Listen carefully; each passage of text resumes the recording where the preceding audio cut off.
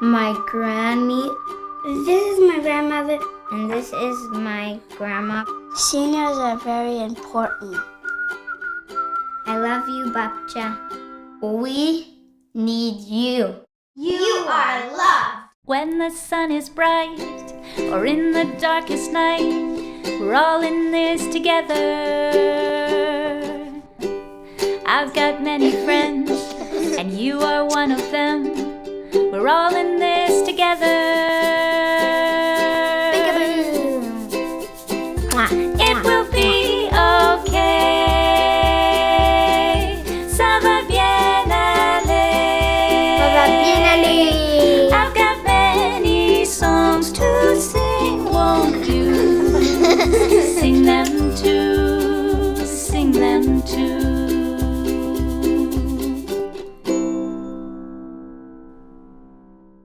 Hi, I'm Joël Coutu, and welcome to this episode on birdwatching.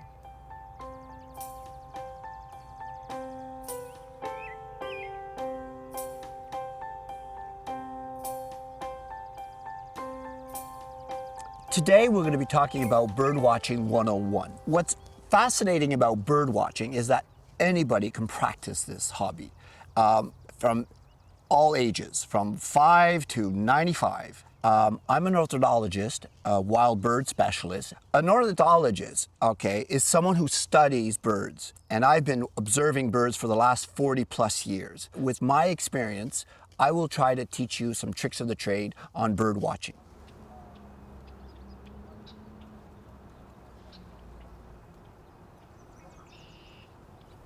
So where we are located at the moment, we're located on the island of Montreal, and this area has a name. We call it the Montreal Technopark Wetlands. This area is very unique on the island of Montreal because you have a variety of habitats. You have 3 large ponds mixed with forests, wooded areas, and open fields, and even behind me you can see the airport, which is probably before the runway, probably the longest prairie on the island of Montreal. This time of year, May, when it's peak season for bird watching, it's sort of like the Stanley Cup for birders. In a year, you could probably observe 175 plus birds, which is unique because no other areas around has that diversity or the variety in bird species. Many of the birds that are here, not all of the 175 species nest here, but will use it as a stopover during their migration up to the Arctic, as far away as the Arctic. But they'll stop here, rest, feed, and then continue their journey. And then in the fall, they'll use this area again. So it just shows you this area is very valuable, and we need to preserve it as well. You have other birds that will use this as a wintering ground, birds that will nest in boreal forest like owls, and they will come here for the winter because there's abundance of food. So that's the reason. So this area is a very valuable area, and it's very important for many species of birds.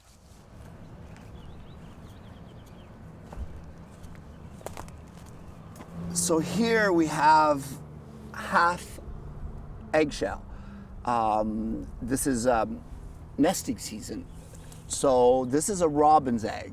So obviously there's a nest around me somewhere where you have young robins that are born. And after they're hatched, well, the female will take the eggshell and drop it somewhere. She doesn't want to attract attention. So this is other things we notice when we're bird watching, what's around us. So I've known Joël for about 10 years, and I'd say I think I first met him when we were birding at another park in Montreal, and now he's really become an activist for the Technopark, and we really appreciate that. And during this pandemic time, it's become even more popular with birders, and I have 2 newbie birders with me here. I've taken over from Joël because he has such a following that I thought I won't be crowding his new groups. So bird watching is very interesting. Sometimes there's no birds around, but you can observe and see some details on the ground. And one interesting fact is here we have a part of a body, so we can be CSI detectives sometimes. So let me show you. So here we have some fur, right? So obviously it's a furry animal that was a victim. And knowing this looks like a cottontail rabbit. Now cottontail rabbits are very common here. They're active at night. You could see them in the day. But what probably happened was this cottontail rabbit was probably a lunch or a dinner for a great horned owl or a bird of prey. We have plenty of birds of prey around here, red-tailed hawks. They enjoy cottontail rabbits. So maybe that's the criminal, the one we're looking for. So.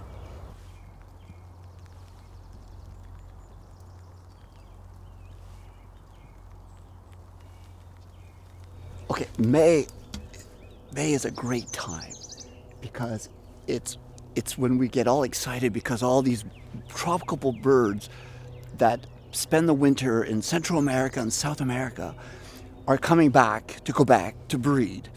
And the bird we're hearing at the moment is a Nashville warbler. Okay, here's it. So it's this bird here we were looking at. So you'll notice it's all yellow under parts, and it has a grayish hood, and it has a big white circle, like a big eye ring around the eye, and that's how you can identify it. And then there's also the song. I haven't seen it since last fall, so I didn't have to go to Costa Rica these days, so I can see it here.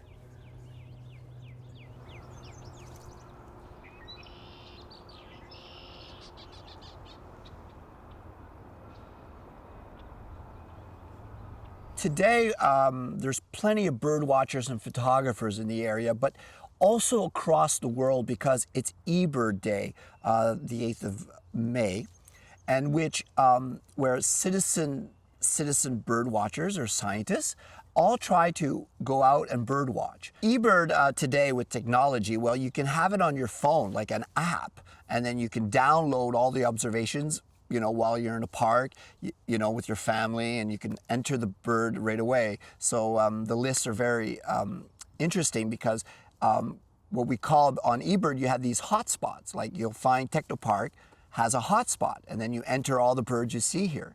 And then this is recorded, and then we know how many birds were seen that day and that year. Did you get something? Yes. Oh, yes. Oh, yeah.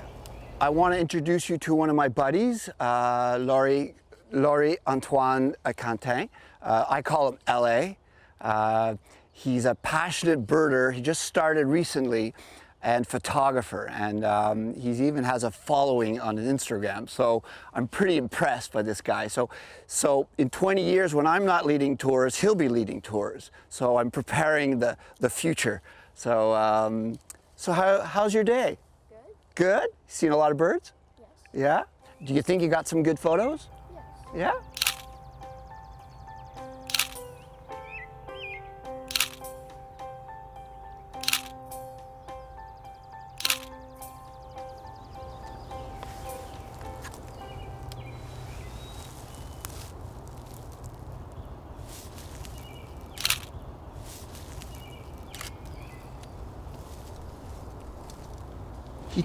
He takes so many photos these days because the days are longer.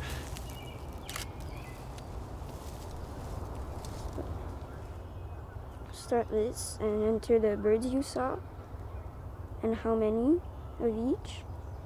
You can go on explore to see where are the parks nearby, and that's about it.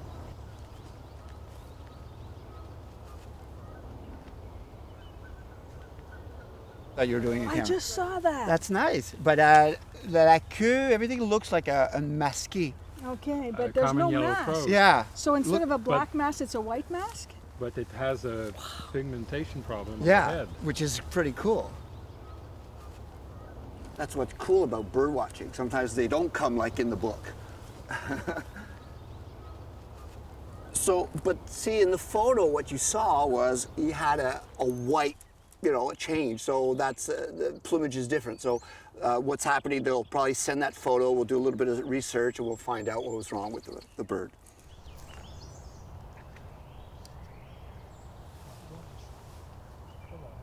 We saw him. We were just following through the trees. We heard a parrot. Is there a rose, did I hear a rose grosbeak just now? The first Possible bird we saw for one us this earlier. morning Was that your first bird? at the Okay, that's farm. what I just heard.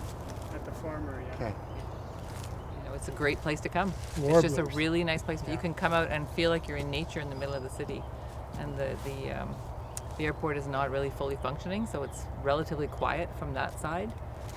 It's great, and on the weekend you don't hear all the industries; they're all closed kind of for the weekend. So I think it's 100%. essential. It's essential. It's right in the middle of the city. If we don't protect this and it's gone, what are we going to have? It's just like I think so many people are discovering it every day. We bump into new people here that are just here for the first time, and they're like, awestruck. Really, they say, I didn't know this existed, and it's extremely worth saving. To have the qualities of a good bird watcher, first of all, if you're curious by nature, that helps a lot, because that means your curiosity is going to help you know more about the subject or the bird you're looking at, right? And then patience. That is something very important in bird watching, because birds move around. Remember, they have wings. And so if you get frustrated, I don't recommend bird watching.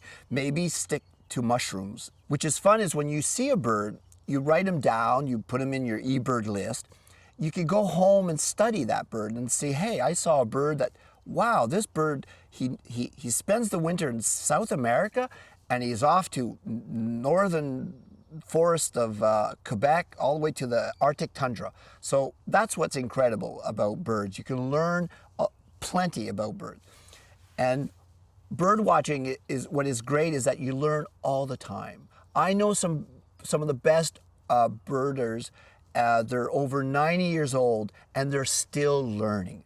And what's beautiful about bird watching, if you love science, there's always new studies. We're always learning more and more. So it's a great hobby for any level. But like I said, you can enjoy birds just from your backyard. And behind me, we have Marais ipex. And this pond, at this time of year, you could probably see a variety of ducks, like green-winged teals, wood ducks, and obviously the mallards. We also have Canada geese. This time they're nesting. We also have swallows, tree swallows, that are also nesting at this time of year. You might have rails. These are small, secretive wetland species that are not easy to see, but most of the times normally you will hear them. They have a very distinct call. They often sound like this, like. So that's how you can find them among the weeds near a pond. Often what we'll do around ponds, we'll install nest boxes, and these nest boxes are to attract tree swallows. Tree swallows normally will nest in cavities in old trees, broken down trees. So this is like giving them a little bit of help to find a home. So there's less and less trees today on the island of Montreal, so at least a nest box are very popular among these birds. So.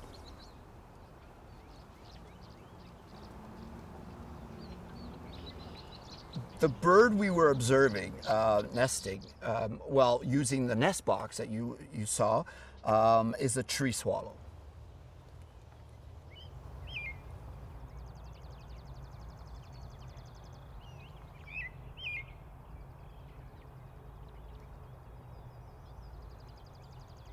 So we're back to bird watching 101. So obviously what you'll need is a pair of binoculars. And let me show you, here's a pair. Now, binoculars, I always say it's a personal thing because you have to be comfortable. They become your best friend. They help you find those birds in the trees. So when you buy a pair of binoculars, it's important you get a very comfortable pair. Now, some people have big hands and little binoculars are not very comfortable, and then you have the opposite, you have small hands, And there's also other factors, there's weather. Some binoculars, if you're going to bird watching in the winter, you need some binoculars that are good quality. So I always say it's very personal.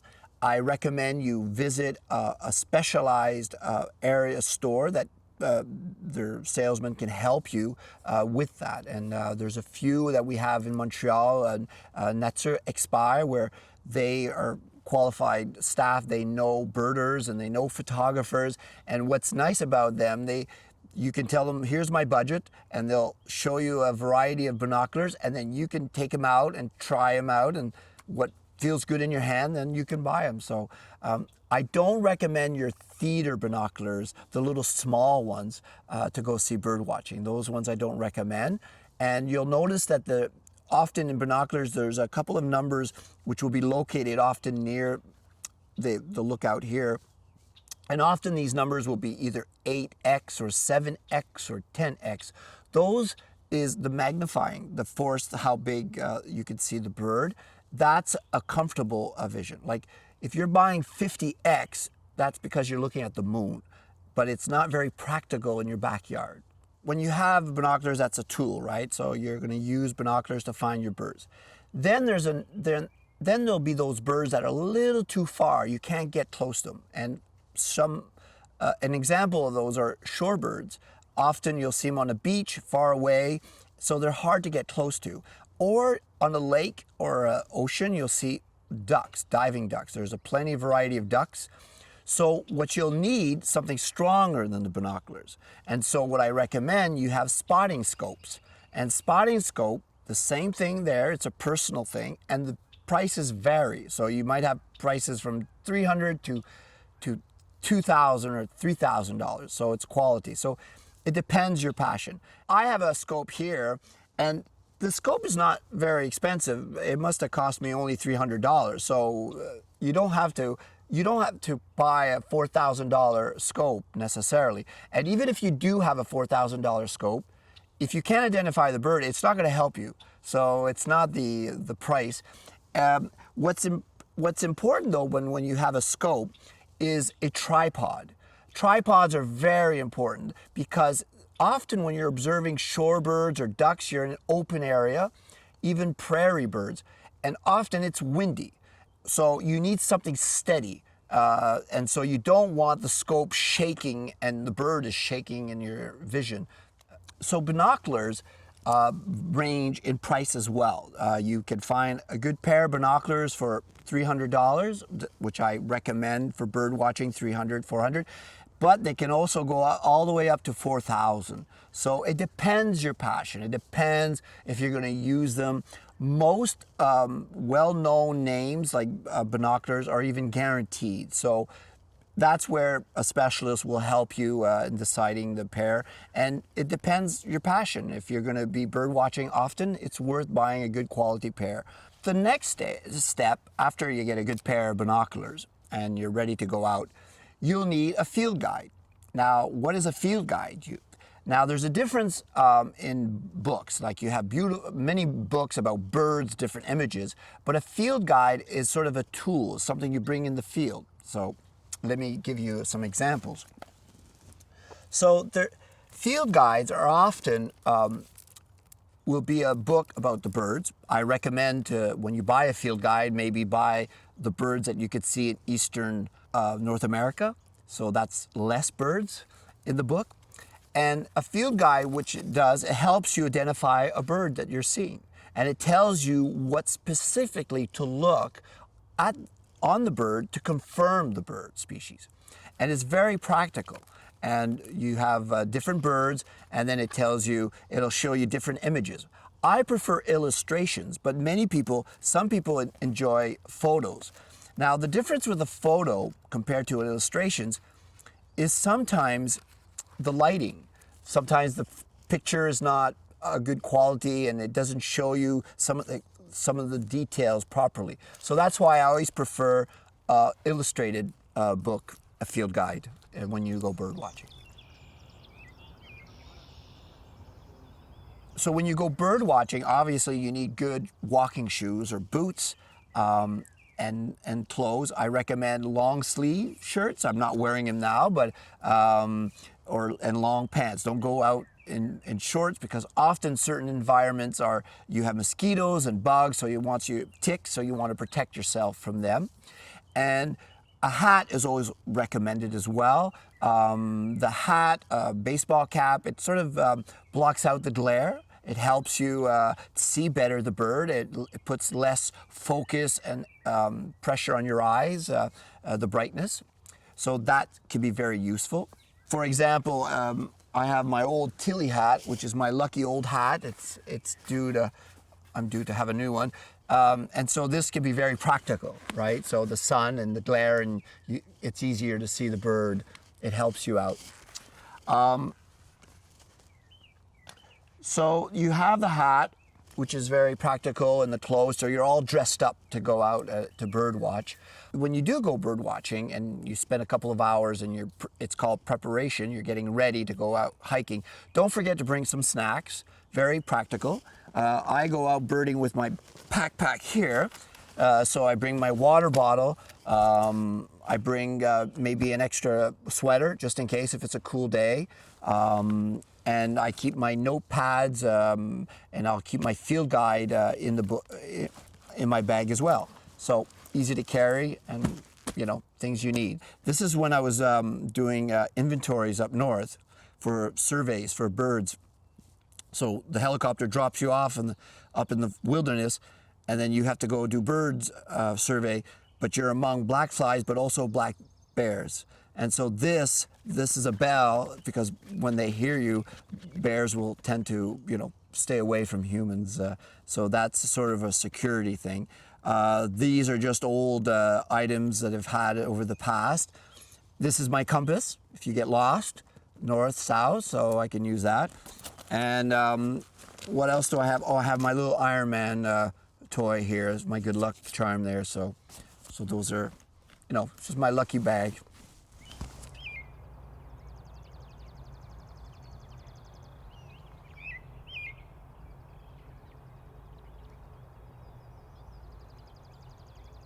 So now that you're all prepared to go out bird watching, you have your equipment, but now you have to learn how to look at a bird. Often what happens is you see a bird, but you don't know exactly where to focus on the bird, and by the time you do focus on a part on the bird, it flies away, and you lose it, and you leave frustrated. So I'm going to give you a couple of tricks. Generally, what you want to do is always look at the bird from the top going down. So focus on the head, the bill. Now, what's interesting about bill size, the bill will actually put the bird in the right family category.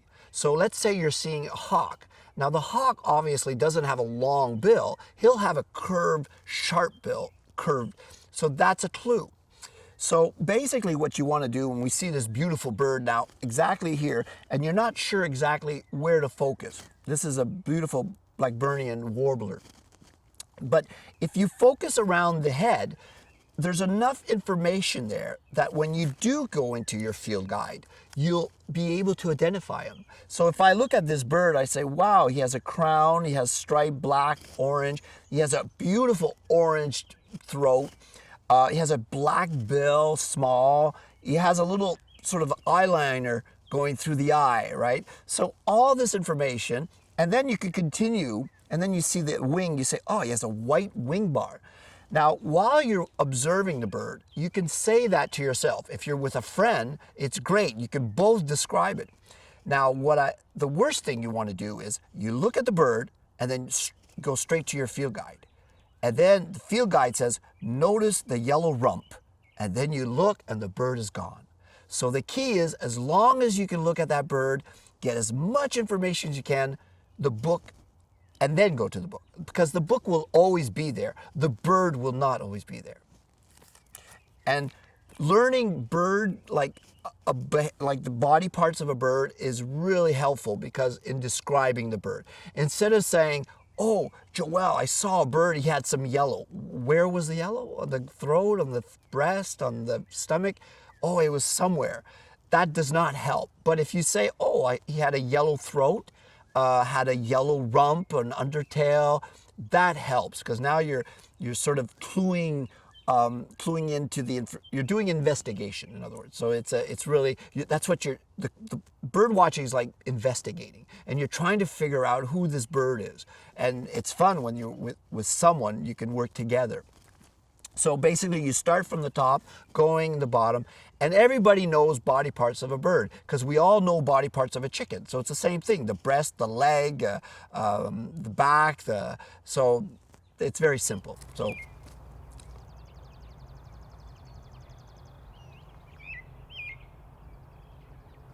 So now, I think the great horned owl is in the back. I'm listening to those crows. Crows and great horned owls do not get along. So learning bird song and their language, it helps you. And those crows are upset, and I have a feeling the great horned owl is hiding back there. So this area I'm bringing you into is the Champ de Monarque, which is probably a place we want to protect, either turn into a national wildlife reserve. It's next to Parc Écologique des Sources. This area is very beautiful, beautiful fields, abandoned fields. It used to be an old golf course, but it hasn't been used for maybe 15, 16 years. So what's happened is when you abandon a field or a habitat, Mother Nature takes over, and she has taken care of it. And so seeing with the variety of trees and bushes, etc., well, that's bringing in wildlife and birds and different varieties.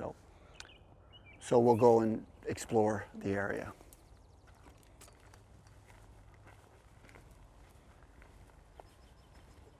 So after you see a bird and you're trying to describe it, and you try to see the colors and different details on the body, there's one aspect that's often overlooked. It's the behavior. And behavior is a very, very useful tool in identifying a bird. So how the bird flies, how the bird moves. Let's take a white-breasted nuthatch. Often this bird will go around branches and spirals around trunks and looking for insects. Compared to other species of birds, let's say a certain hawk can be flying over a field. These are all clues that can be very useful when you go into your field guide and you're looking for to confirm your observation. And here, if we look, we have a different body language, different things, how birds feed, that can really be helpful, right? And I'll give you an example. There's probably over 20 species of ducks in Quebec that we can observe. Half of those ducks are diving ducks.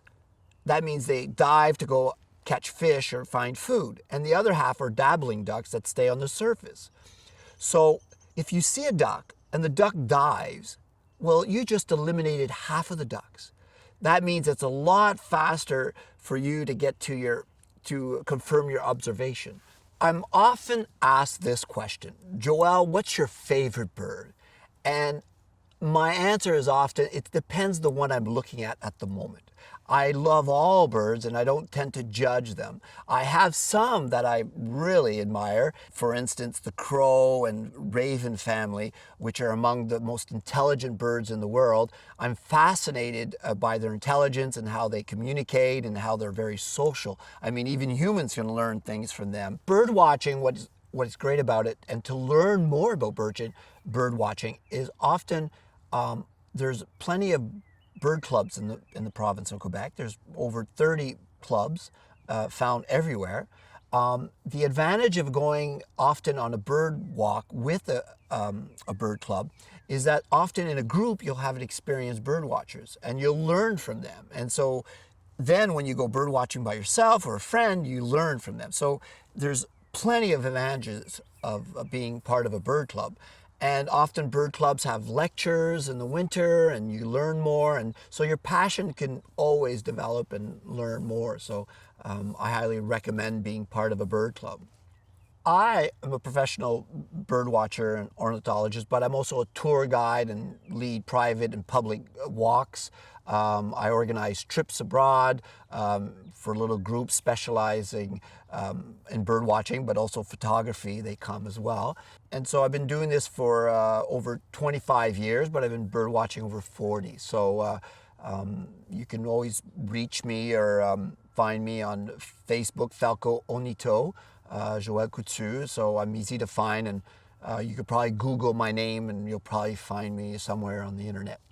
So there's a couple of pages out. There's les Amis de la Faune de la Zone de Technoparc Montréal. And we also, on the Facebook page, you have the Technoparc Oiseau Facebook group.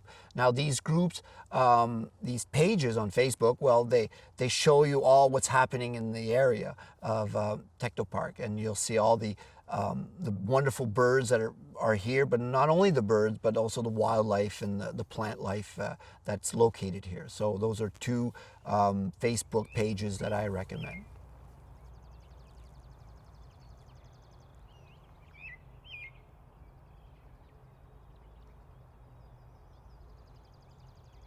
My love for birds and my passion for birds actually helped me discover this area. This area wasn't necessarily known. It was known by a few birders over the years and even since the 60s and 70s, but not as popular as it is today. And so back in 2016, when I started coming here, I had noticed the large variety of birds, but the number of birds that were here. And so this is where my passion sort of helped me share that passion to the public. So I had to show this area to people because what's happened in this area is also threatened to be developed as well. So before it gets developed, I wanted to show to people how valuable this area and how this area could be very, very useful in preserving and keeping.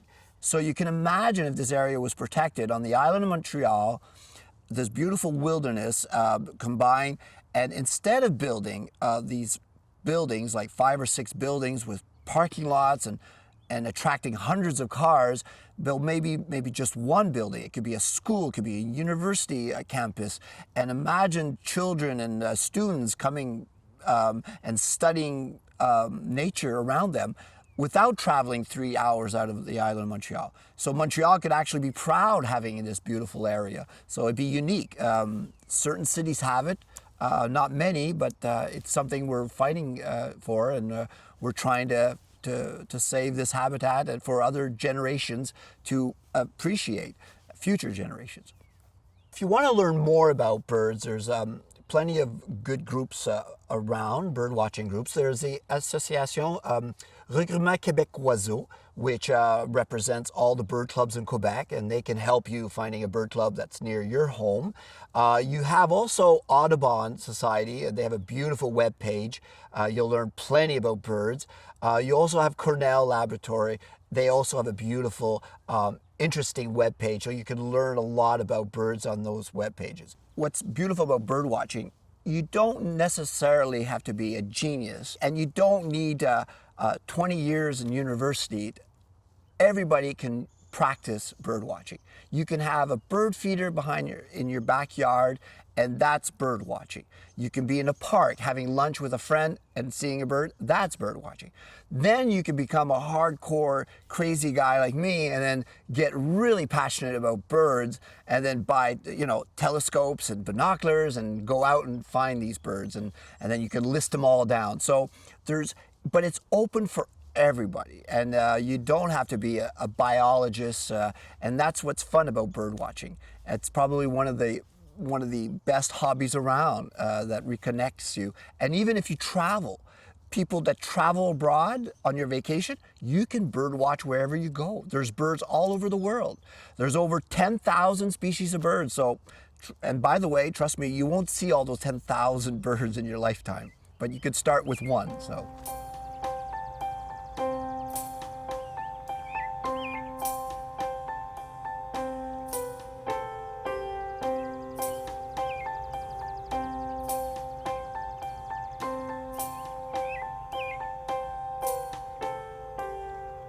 Thank you for joining me on this episode of Bird Watching, and I hope it sparked your interest in this beautiful hobby, and you'll grab a pair of binoculars and go out and see a bird.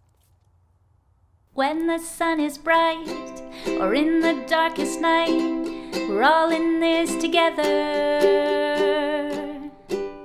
I've got many friends, and you are one of them. We're all in this together. It will be okay. Ça va bien aller. I've got many songs to sing. Won't you sing them too? I'll see you again at the rainbow's end, in fair or stormy weather. For love is like a smile that says see you in a while. We're all in this together.